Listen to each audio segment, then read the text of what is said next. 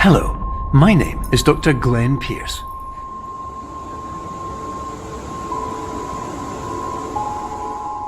As you can see, train stations are one of these liminal spaces that give off an eerie atmosphere, especially if you're here alone. This is mainly due because of the lighting and the rot that is going around the place. Train stations aren't a place that we normally keep up to date with clean stuff. We just kind of keep them around, and that's why they give us such a creepy mood.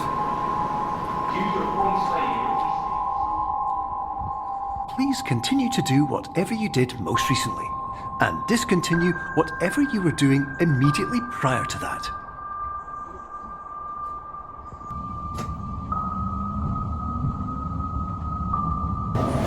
As you can see, on trains, there are also things we call signs. These signs have specific meanings, so let's take a look at just a few of them. Ticket revenue checks are in place on this service this morning. Double tickets, rail cards available for inspection.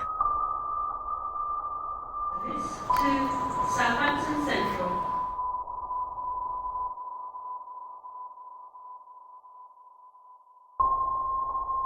In addition to continuing and discontinuing as mentioned earlier, please also disregard any unsettling experiences that you may have recently had.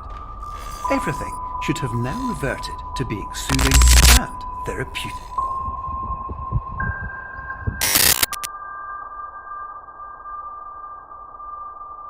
Anyway, you're now headed in the right direction, and we should be able to initiate the emergency exit protocol shortly. Stairs are an unfamiliar place. We can't always be sure where they lead to, or when they stop.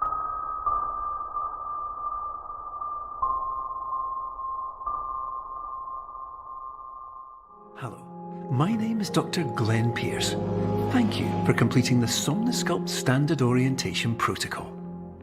Before you begin the first phase of therapy, I'd like to briefly describe the finite and fragile nature of the dream state.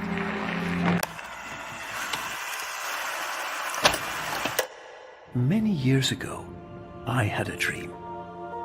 I found myself in a place where I understood that each of us begins as nothing, where everything I perceived was shaped by seeing it exactly the way I wanted to.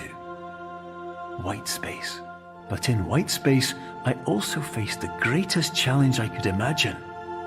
Because with a lifetime of life itself behind me, and all of the weight that it carried, I realized that seeing things the way I wanted to was not as easy as it used to be.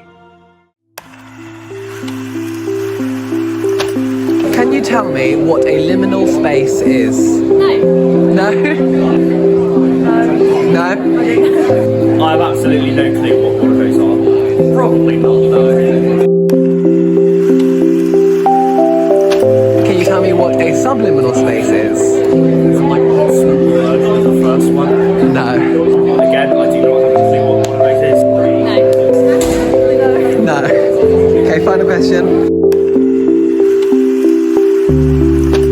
How do you feel about memories? I love them. I like remembering ones and not the bad ones. I love memories. I remember things all the time. I like memories. I like thinking back at them. You know, make me happy when I think about them.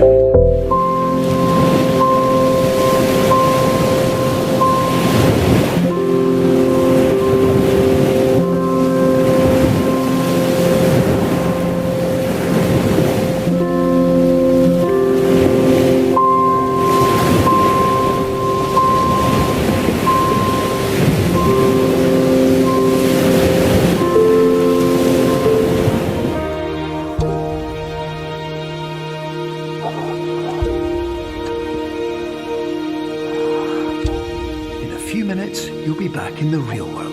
And some part of you will say that none of this was real. So how could it have really meant anything? But just like the power of perspective itself, it will have been as real as you believed it to be.